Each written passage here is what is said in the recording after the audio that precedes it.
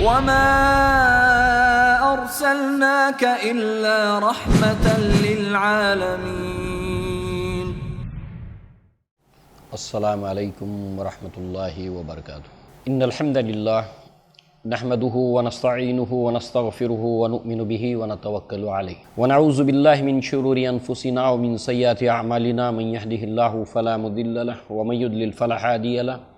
واشهد ان لا الہ الا اللہ وحدہ لا شریک له واشهد ان محمدا عبده ورسوله اما بعد. وقال اللہ تبارک وتعالی لقد كان لكم في رسول اللہ اسوۃ حسنہ لمن كان يرجو اللہ والیوم الآخر وذکر اللہ کثیرا.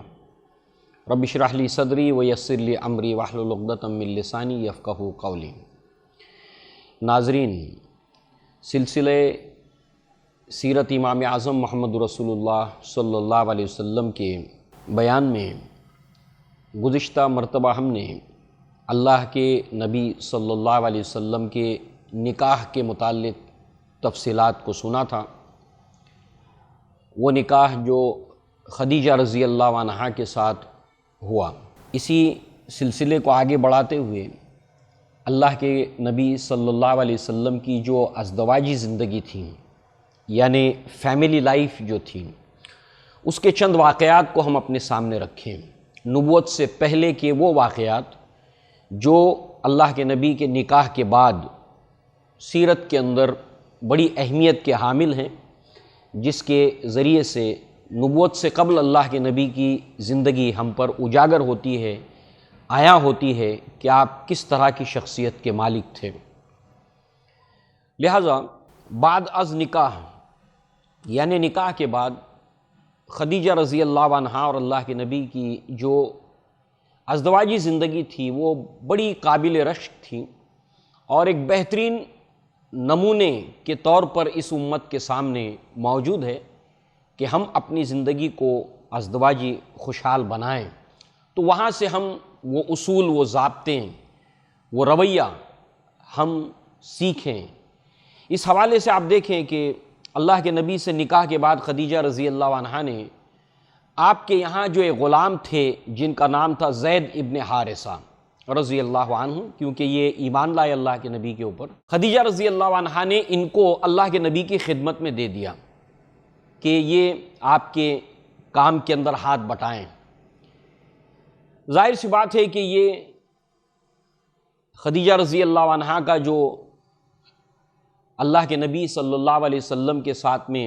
آپ کے کام کو اور آپ کے کام کے بوجھ کو ہلکا کرنے کا جو سوچ اور تصور تھا، یہ خواتین اسلام کے لیے ایک بہترین نمونے کے طور پر ہمارے سامنے آتا ہے کہ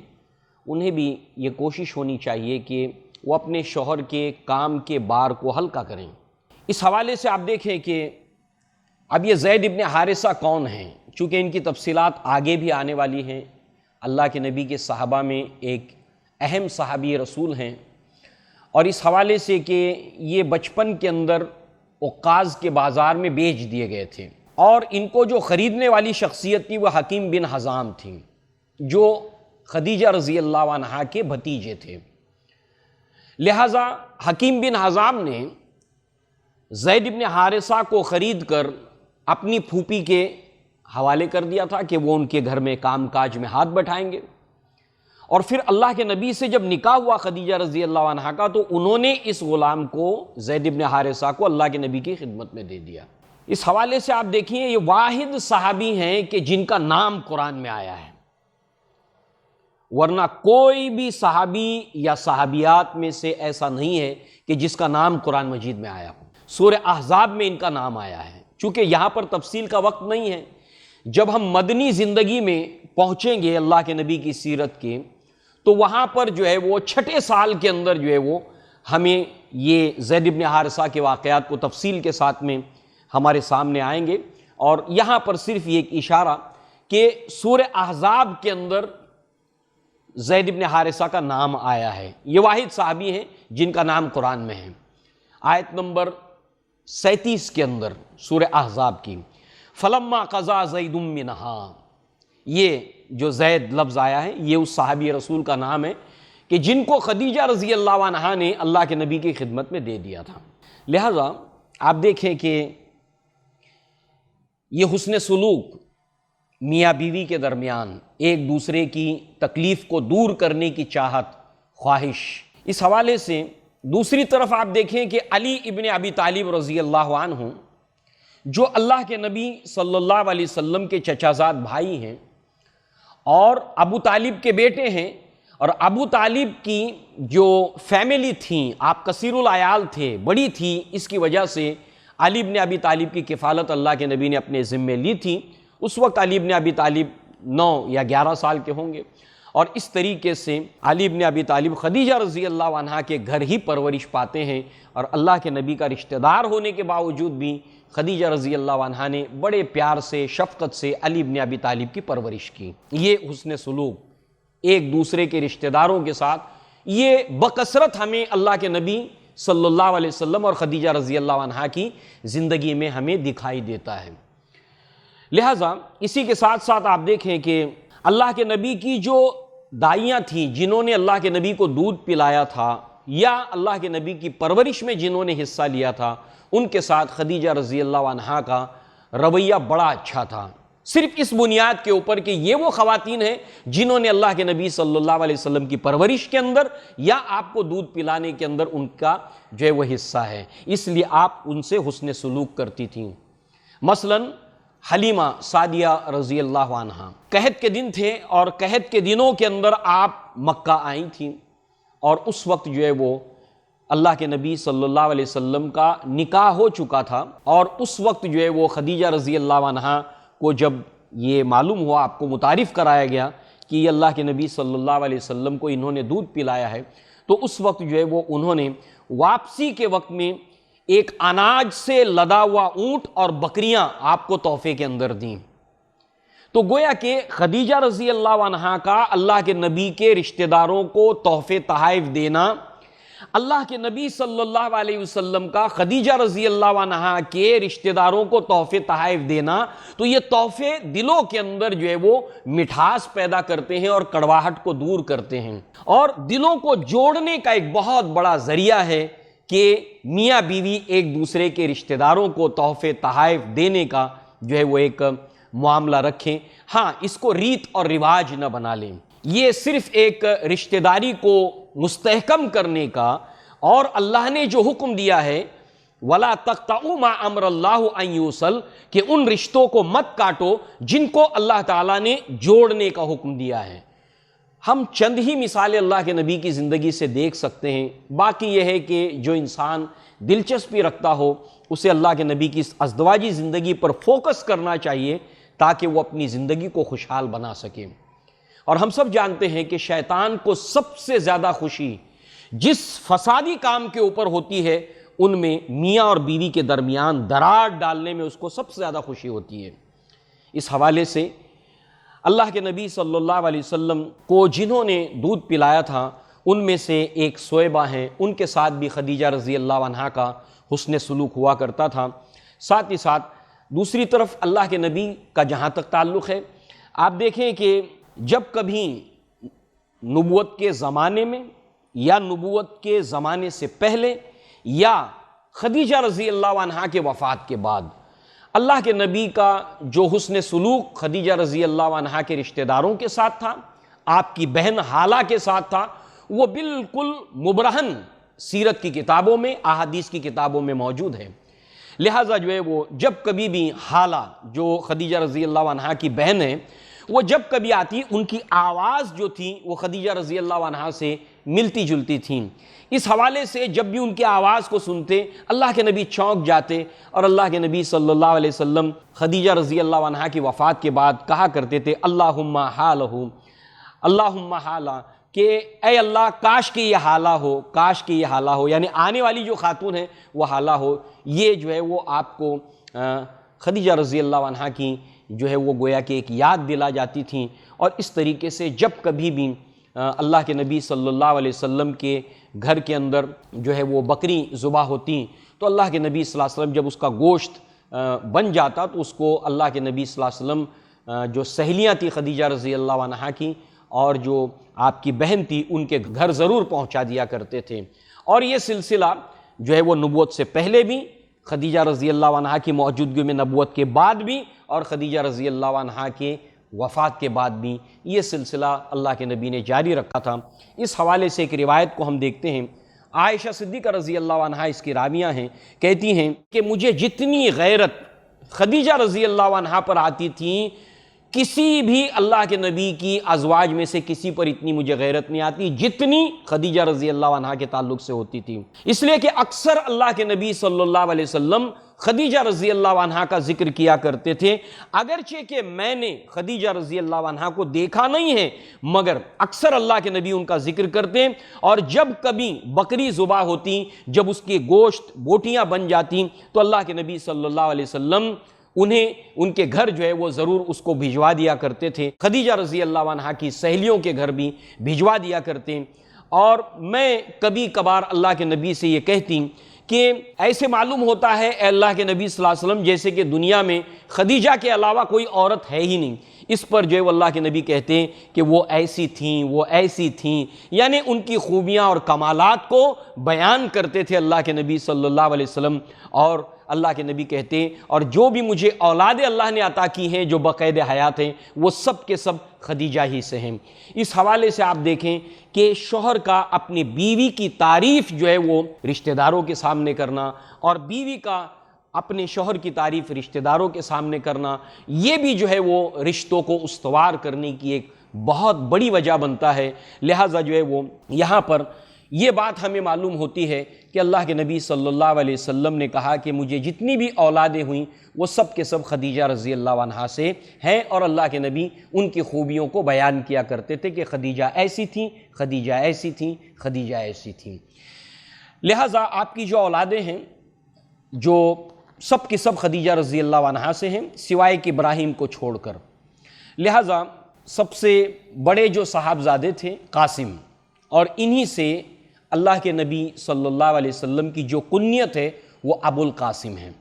اور اس حوالے سے ایک بات کو ہم سنتے چلیں اللہ کے نبی کی سیرت کے حوالے سے، اور اس سے پہلے ایک روایت کو ہم سنیں کہ انس بن مالک رضی اللہ عنہ اس کے راوی ہیں، اور بخاری میں یہ کتاب المناقب کے اندر موجود ہے۔ انس بن مالک رضی اللہ عنہ قال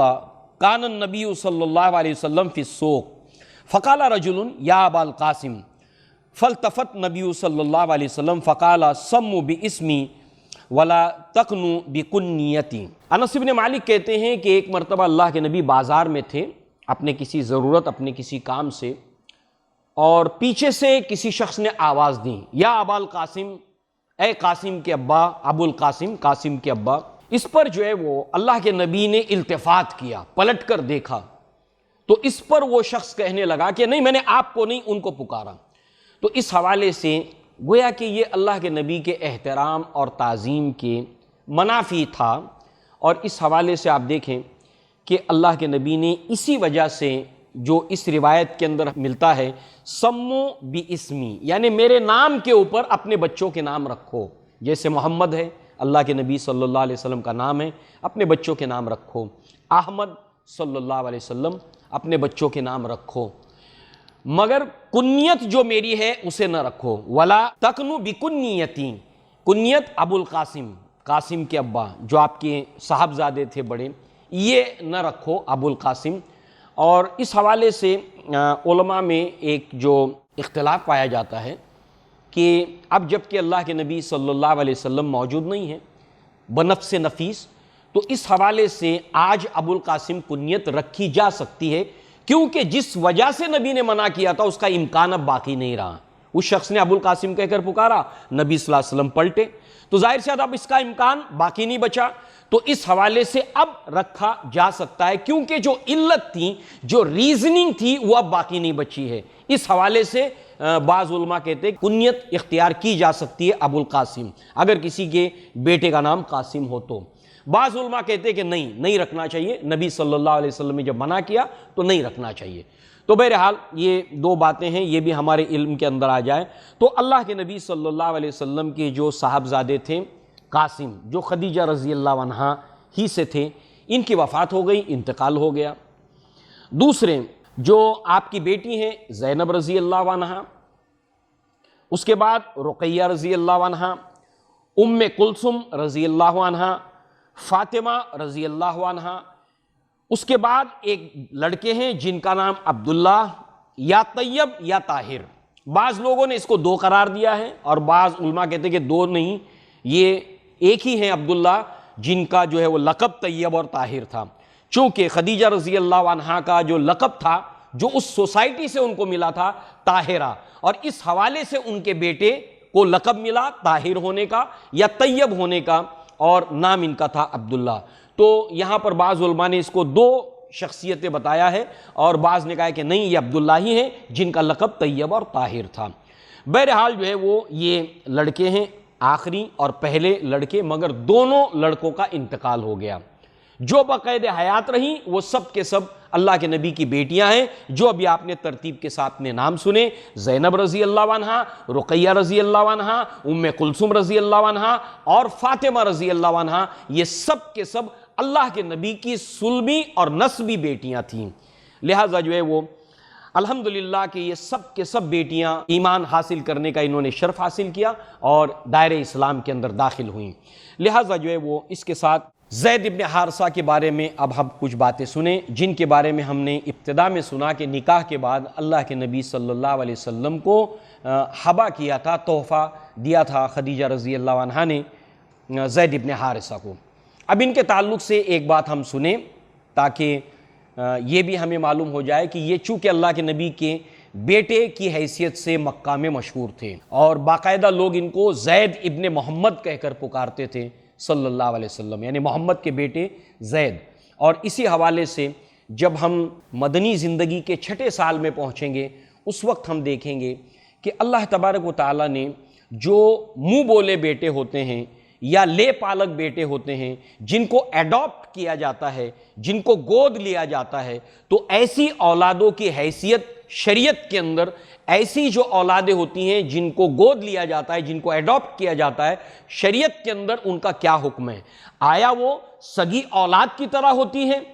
ان کو بھی وراثت میں ویسے ہی حصہ ملتا ہے؟ تو اس کو لے کر بہت سی جو احکامات ہیں شریعت کے اندر اللہ تعالیٰ نے اس کو اسی ریفرنس کے اندر اللہ تعالیٰ نے نازل کیا ہے جو سورہ احزاب کے اندر اللہ رب العزت نے بیان کیا، اور اس کے اندر اللہ تعالیٰ نے یہاں پر منہ بولے بیٹے کی وہ حیثیت نہیں ہے جو سگے بیٹے کی ہے۔ اس حوالے سے اللہ تعالیٰ نے شریعت کو نازل کیا، حتیٰ کہ اللہ تبارک و تعالیٰ نے اس بات سے بھی منع فرمایا، اس بات کا حکم دیا اللہ تبارک و تعالیٰ نے اپنی شریعت کے اندر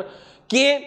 جو لے پالک بیٹے ہیں، جو گود لیے ہوئے بیٹے ہیں، ان کو ان کے اصل باپ کے نام کے ساتھ میں پکارا جائے، اور اس کو جس نے گود لیا ہے اس باپ کے نام سے اس کو نہ پکارا جائے۔ اور اسی کے بعد جو ہے وہ جب یہ زید ابن محمد کہلاتے تھے تو پھر جو ہے وہ بعد میں زید ابن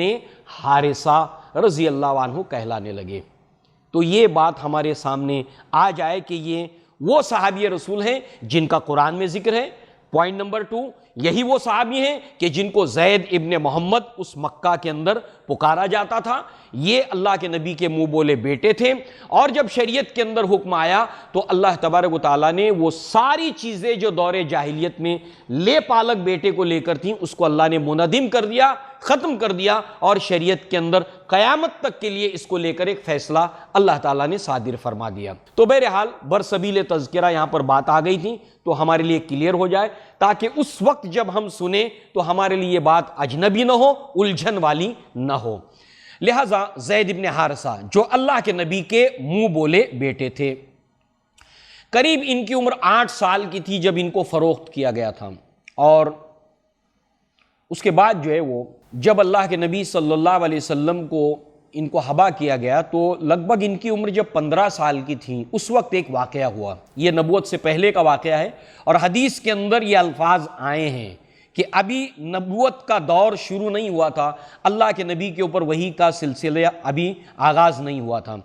اس حوالے سے آپ دیکھیے الفاظ کیا ہیں حدیث کے، وَذَلِكَ قَبْلَ أَن يُوحَىٰ إِلَيْهِ، یعنی اللہ کے نبی کے اوپر ابھی وحی کا سلسلہ شروع نہیں ہوا تھا، اس وقت کی بات ہے، اس سے پہلے کی بات ہے، وحی کا سلسلہ شروع ہونے سے پہلے کی یہ بات ہے۔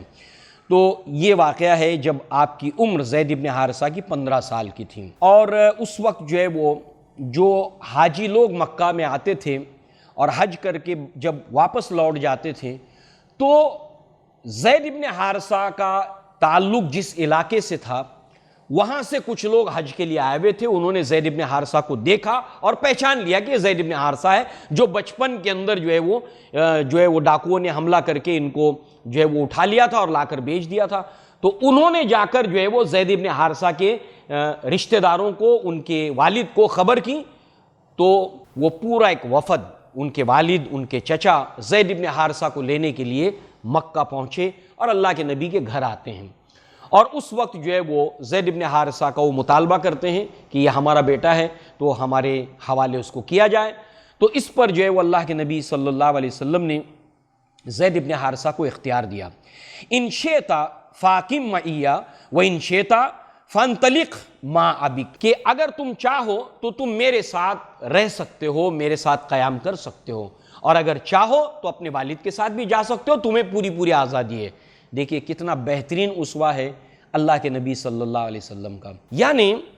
زید ابن حارثہ اگر جانا چاہیں اپنے والد کے ساتھ تو اللہ کے نبی نے کہا کہ تمہیں آزادی ہے, مگر اللہ کے نبی یہ بھی جانتے تھے کہ زید ابن حارثہ اللہ کے نبی صلی اللہ علیہ وسلم کے ساتھ اس قدر الفت رکھتے تھے, اس قدر جو ہے وہ چاہت رکھتے تھے کہ اللہ کے نبی یہ جانتے تھے کہ زید ابن حارثہ آپ سے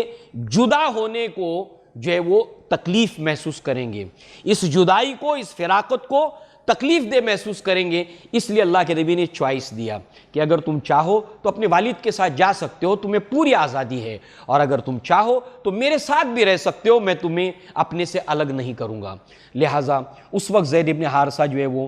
اختیار جب آپ کو دیا جاتا ہے تو کہتے ہیں کہ اللہ کے نبی صلی اللہ علیہ وسلم, میں آپ کی رفاقت کو چھوڑ نہیں سکتا, میں آپ کے ساتھ رہنا پسند کرتا ہوں اپنے والد کے مقابلے میں. آپ اندازہ کیجئے کہ نبوت سے پہلے یہ اللہ کے نبی کا سیرت اور کردار ہے کہ اتنی کشش اس میں تھی کہ ایک جوان جو بچھڑ چکا ہے اپنے قبیلے سے, اپنے کنبے سے, اور اتنے سالوں کے بعد ملائے, قریب 7 سال کے بعد اس کی اپنے گھر والوں سے ملاقات ہوتی ہے, اور وہ اپنے گھر والوں کے ساتھ جانا پسند نہیں کرتا, اللہ کے نبی صلی اللہ علیہ وسلم کے ساتھ رہنے کو وہ پسند کرتا ہے. اس سے آپ اندازہ لگائیے کہ اللہ کے نبی کا حسن سلوک کتنا اچھا تھا زید ابن حارثہ کے ساتھ. اور یہی وہ وقت ہے کہ جب زید ابن حارثہ نے اپنے